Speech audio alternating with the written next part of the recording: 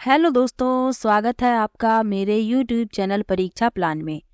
तो जैसा कि आप लोगों को पता है कि साइंस एनसीईआरटी से पढ़ रहे हैं, तो क्लास 6 का ये चौथा लेसन है। इसके पहले 3 क्लास आ चुकी हैं, 3 चैप्टर कंप्लीट हो चुके हैं। तो चलिए आज के वीडियो को शुरू करते हैं। यदि आप चैनल पर नए हैं तो चैनल को सब्सक्राइब कर लीजिए, आपको पूरा एनसीईआरटी कंप्लीट सिलेबस मिलेगा। तो चलिए वीडियो को शुरू करते हैं। लिखा है पौधों को जानिए, यानी चौथा लेसन है पौधों को जानिए। पौधों के बारे में बताया गया है। कुछ पेड़ बड़े होते हैं, कुछ छोटे पौधे होते हैं, कुछ झाड़ियां होती हैं, कुछ विसर्पी लताएं होती हैं। तो इन सब के बारे में इस लेसन में पढ़ेंगे। तो चलिए शुरू करते हैं। लिखा है बाहर निकलकर अपने चारों ओर के पौधों का प्रेक्षण कीजिए। क्या आप देखते हैं कि कुछ पौधे छोटे हैं और कुछ विशालकाय, जबकि कुछ धरती पर हरे धब्बों की तरह दिखाई देते हैं। कुछ पौधों की पत्तियां हरी होती हैं, जबकि कुछ की पत्तियां लालिमा युक्त होती हैं। कुछ पौधों के फूल बड़े एवं लाल हैं, कुछ के नीले तथा कुछ पौधों में पुष्प ही नहीं होते। आपने अपने घर के आसपास, विद्यालय के रास्ते में, बाग बगीचे एवं विद्यालय प्रांगण में अनेक हरे पौधे देखे होंगे। आइए हम पौधों के विभिन्न भागों के विषय में जानें। इससे हमें विभिन्न प्रकार के पौधों के बीच अंतर समझने में सहायता मिलेगी। तो यहाँ आप देख सकते हैं, ये होते हैं पुष्प, ये फल लगे हुए हैं इसमें, ये तना है, ये पत्तियां हैं, ये कलिकाएं हैं,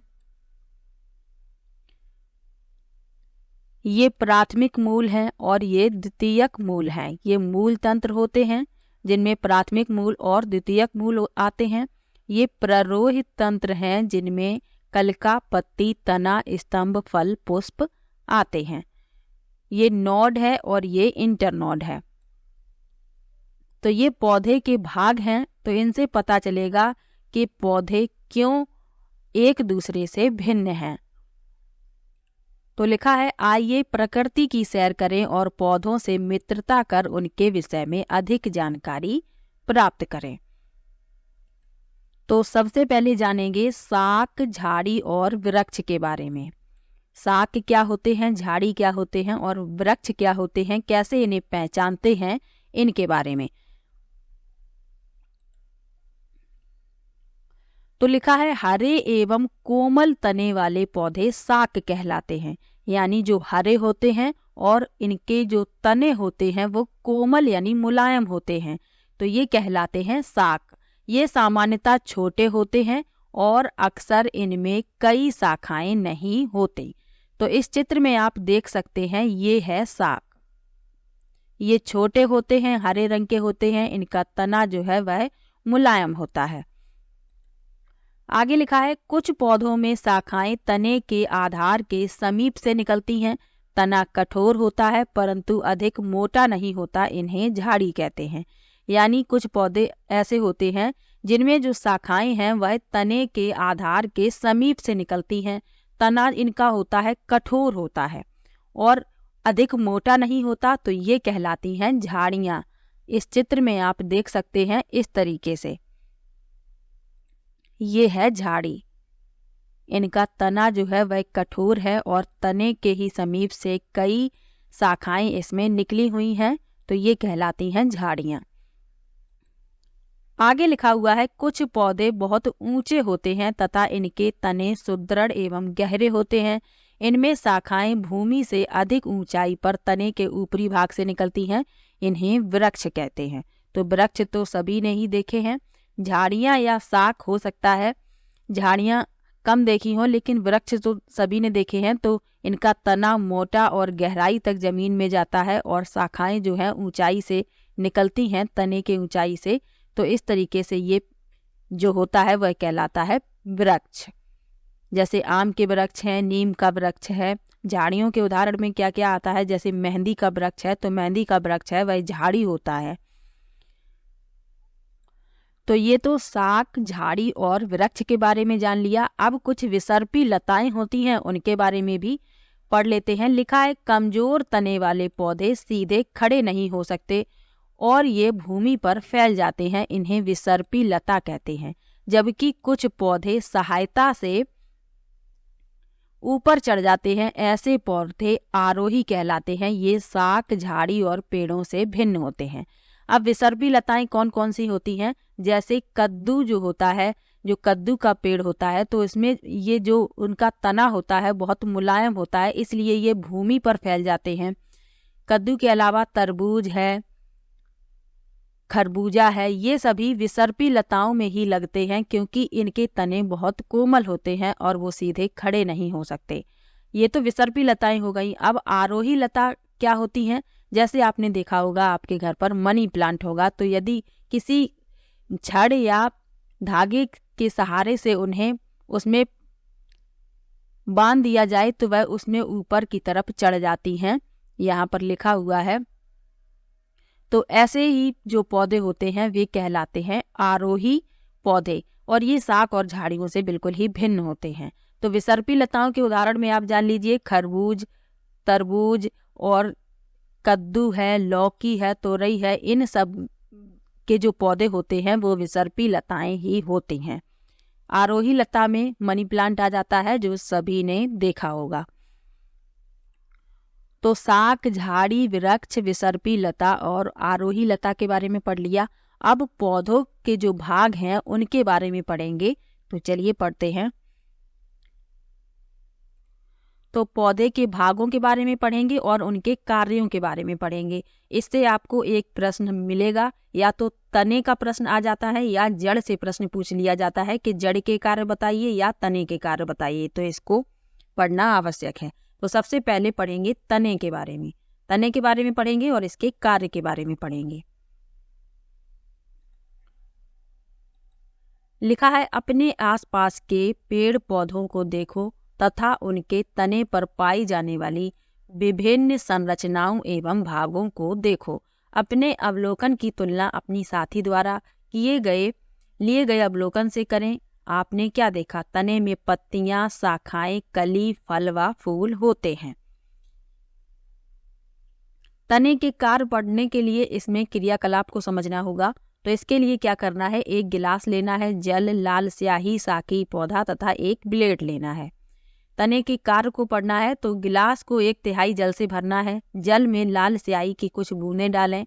शाक के तने को गिलास में रखें, जैसा कि चित्र में दिखाया गया है, इस तरीके से आपको रखना है।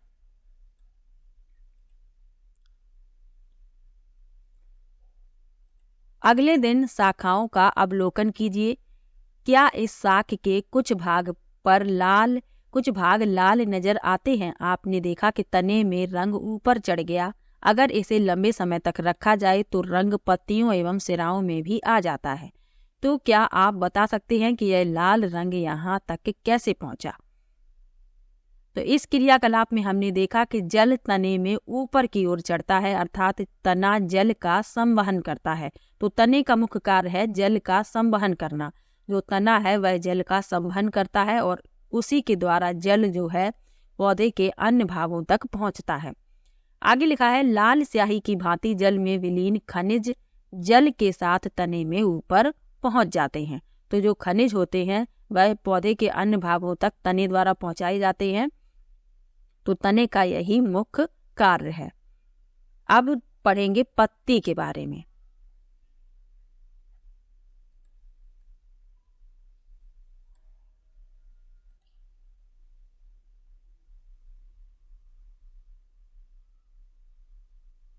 तो चलिए पत्ती के बारे में पढ़ लेते हैं। लिखा है, अपने आसपास के पौधों की पत्तियों को देखकर अपनी नोटबुक में उनके चित्र बनाइए। क्या इन सभी की आकृति या आकार, रंग एक जैसे हैं? यानी कि प्रत्येक पौधे की पत्तियों की आकृति, आकार और रंग में अंतर पाया जाता है। आगे लिखा है, यह तने से किस प्रकार जुड़ी हैं? पत्ती का वह भाग जिसके द्वारा वह तने से जुड़ी होती है पर्णवृंत कहलाता है। यानी पत्ती जो है वह जहां से तने से जुड़ी होती है तो वह भाग कहलाता है पर्णवृंत। ये वाला जो भाग होता है ये कहलाता है पर्णवृंत। पत्ती के चपटे हरे भाग को फलक कहते हैं। क्या आप अपने आसपास के पौधों की पत्तियों में इन भागों की पहचान कर सकते हैं? क्या सभी पत्तियों में पर्णवृंत होता है?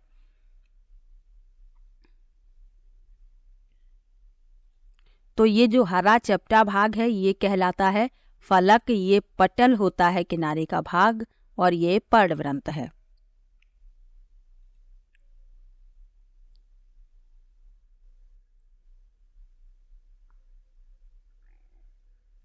पत्ती में जो रेखित संरचनाएं होती हैं उन्हें सिरा कहते हैं, और मध्य में जो मोटी सिरा दिखाई देती है उसे मध्य सिरा कहते हैं। आगे लिखा है पत्तियों पर सिराओं द्वारा बनाए गए डिजाइन को सिरा विन्यास कहते हैं। यदि यह डिजाइन मध्य सिरा के दोनों ओर जाल जैसा होता है तो यह सिरा विन्यास जालका रूपी कहलाता है। आपने देखा होगा कि घास की पत्तियों में यह सिराएं एक दूसरे के समांतर हैं, तो ऐसा सिरा विन्यास समांतर सिरा विन्यास कहलाता है।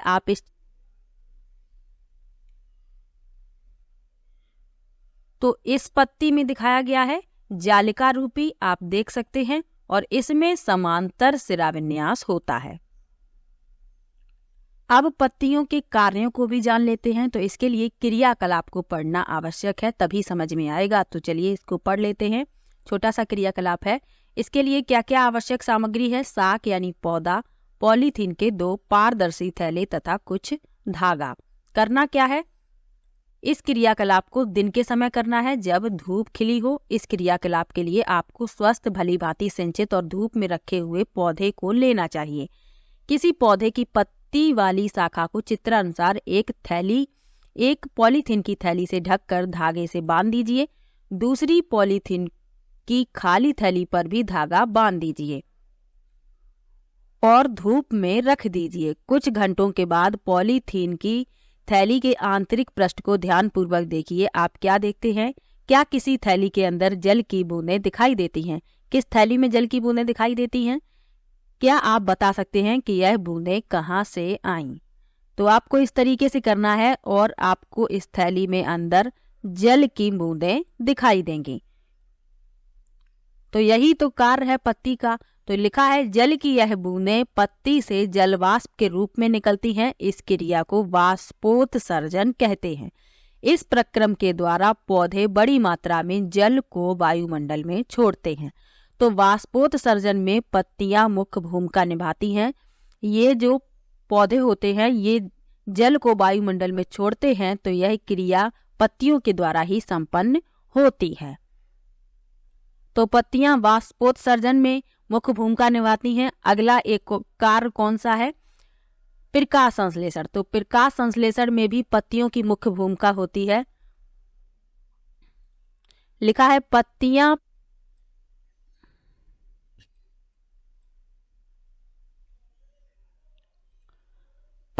प्रकाश और हरे रंग के पदार्थ की उपस्थिति में अपना भोजन बनाती हैं। इस प्रक्रिया में जल एवं कार्बन डाइऑक्साइड का उपयोग करती हैं।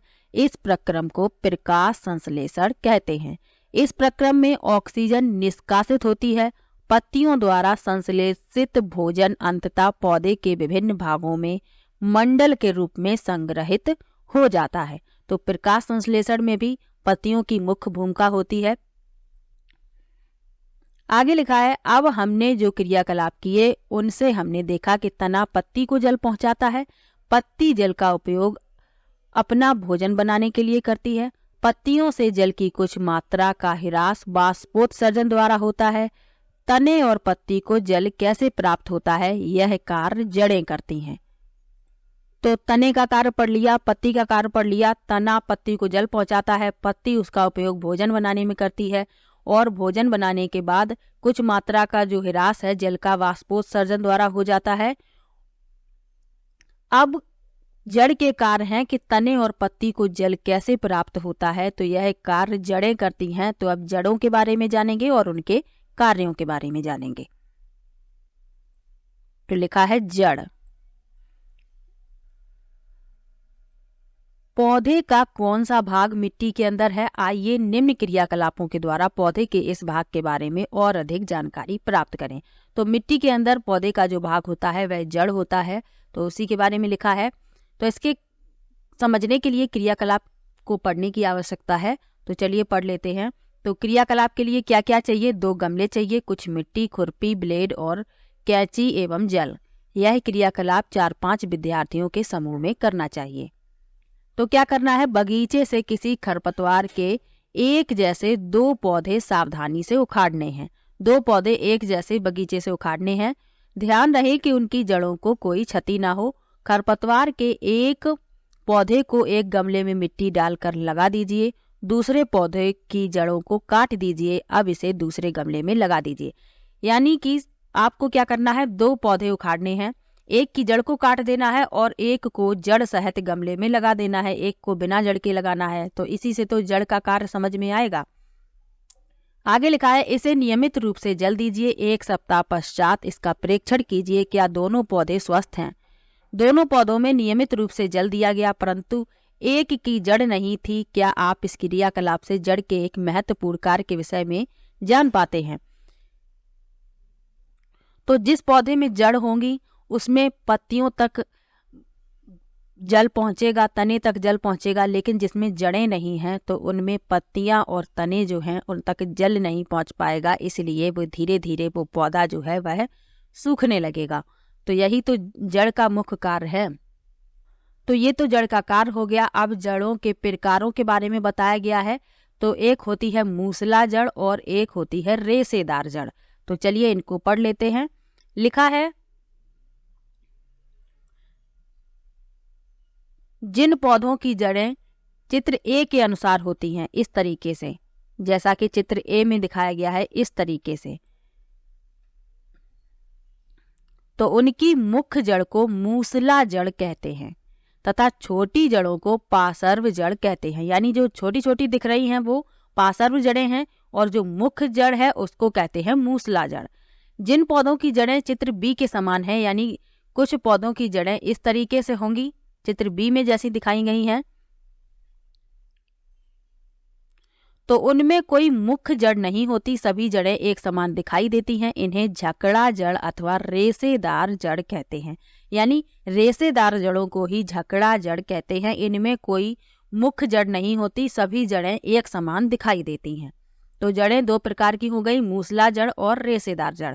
मूसला जड़ में एक मुख्य जड़ होगी और छोटी छोटी जो जड़ें होंगी वो पार्श्व जड़ें होंगी, जबकि रेशेदार जड़ में क्या होगा? कोई भी मुख्य जड़ नहीं होगी, सभी जड़ें एक समान दिखाई देंगी। तो जड़ों के प्रकार के बारे में पढ़ लिया। अब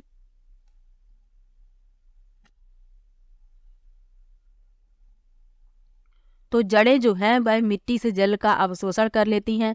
फिर तना क्या करता है? जल एवं खनिज को पत्ती तक और पौधे के अन्य भागों तक पहुंचाता है। पत्तियां क्या करती हैं? पत्तियां भोजन का संश्लेषण करती हैं। यह भोजन तने से होकर पौधे के विभिन्न भागों में संग्रहित हो जाता है। इस प्रकार की कुछ जड़ों जैसे गाजर, मूली, शकरकंद, सलजम एवं टेपियोका आदि को हम खाते हैं। हम पौधे के अन्य भागों को भी खाते हैं जहां भोजन भंडारित रहता है। यानी जड़ों के रूप में हम खाते हैं मूली को, गाजर को, तने के रूप में आलू को खाते हैं, अदरक भी तना है। तो इस प्रकार से हम पौधों के विभिन्न भागों को खाते हैं जिनमें भोजन भंडारित रहता है। तो अब पढ़ेंगे पुष्प के बारे में। जड़ के बारे में पढ़ लिया, तने के बारे में पढ़ लिया, पत्तियों के बारे में पढ़ लिया और इनके कार्यों के बारे में भी पढ़ लिया। अब पुष्प के बारे में जानेंगे। लिखा है, गुलाब के पौधे के 3 आरेख यहाँ पर दिखाई गए हैं, ये आप देख सकते हैं A, B और C। और लिखा है कौन सी स्थिति में आप पौधों को भली भांति पहचान सकते हैं। तो A में जो है सिर्फ अकेली ये लकड़ी दिखाई गई है गुलाब की, B में इसमें पत्तियां लगी हुई हैं और C में इसमें फूल भी दिखाए गए हैं।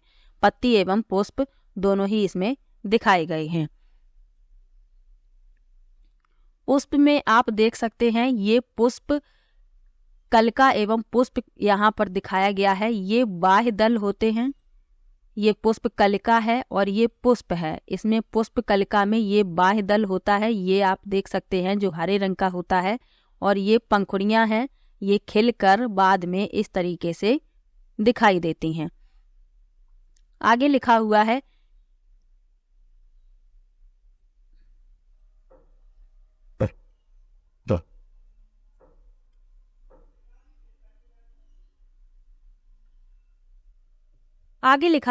खिले हुए पुष्प का प्रमुख भाग कौन सा है? तो खिले हुए पुष्प का प्रमुख भाग है पंखुड़ियां। यहाँ आप देख सकते हैं ये बाह्य दल हैं, ये पंखुड़ियां हैं, और बाद में ये खिलकर इस तरीके से दिखाई देती हैं। तो ये पुष्प का प्रमुख भाग होती हैं पंखुड़ियां।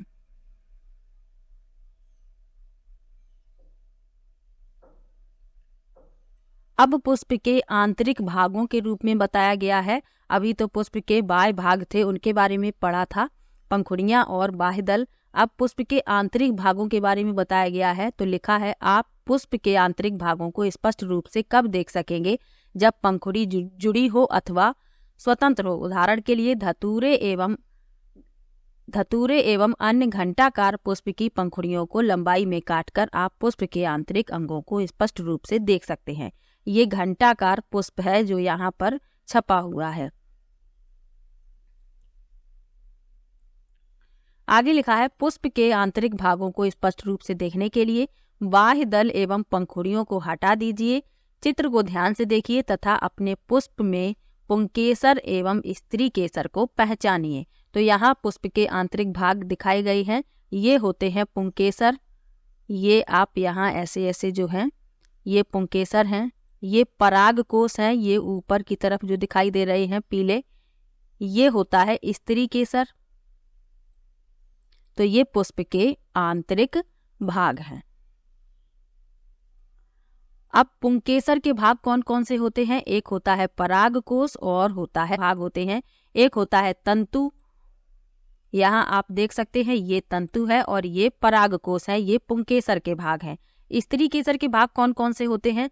तो स्त्री केसर के भाग होते हैं वर्तिकाग्र, अंडाशय और वर्तिका। ये होती है वर्तिका, ये होता है वर्तिकाग्र और ये होता है अंडाशय। तो ये पुंकेसर और स्त्री केसर के भी भाग हैं, इनको याद रखना है, इनसे प्रश्न पूछा जाता है।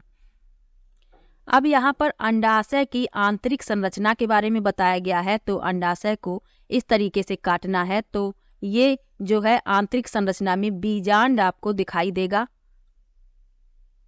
ये अनुप्रस्थ काट है और ये लंबाई में काटा गया है। तो इसमें जो अंदर दिखाई दे रहा है वह है बीजांड।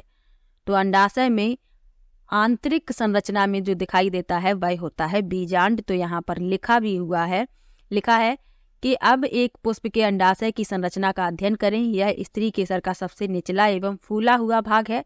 इसकी आंतरिक संरचना के अध्ययन के लिए इसे काटना पड़ता है। यह जानने के लिए कि अंडाशय को किस प्रकार काटा जाए, चित्र को ध्यान से देखिए। तो अंडाशय को इस प्रकार से काटा जा सकता है, या तो आप इसको ऐसे काट सकते हैं लंबाई में, या इसको इस तरीके से काट सकते हैं अनुप्रस्थ काट में। तो जब आप काटेंगे तो आपको दिखाई देगा बीजांड। तो यहाँ लिखा है कि आवर्धक लेंस की सहायता से अंडाशय की आंतरिक रचना का अध्ययन कीजिए। क्या आपको अंडाशय में छोटी छोटी गोल संरचनाएं दिखाई देती हैं? इन्हें बीजांड।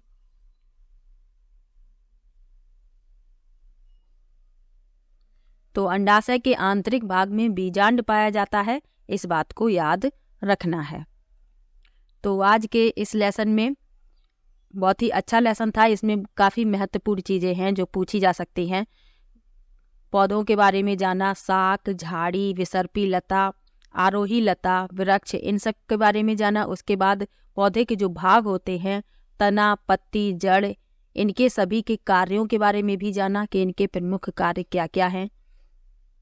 पुष्प के भागों के बारे में जाना और पुष्प के जो भाग हैं उनके भागों के बारे में भी जाना। इनसे प्रश्न पूछे जाते हैं। तो ये आज का ये लेसन यहीं पर समाप्त होता है। मिलते हैं नेक्स्ट वीडियो में। तब तक के लिए बाय बाय। अपना ख्याल रखिए, मुस्कुराते रहिए और वीडियो को लाइक, शेयर और चैनल को सब्सक्राइब कर लीजिए।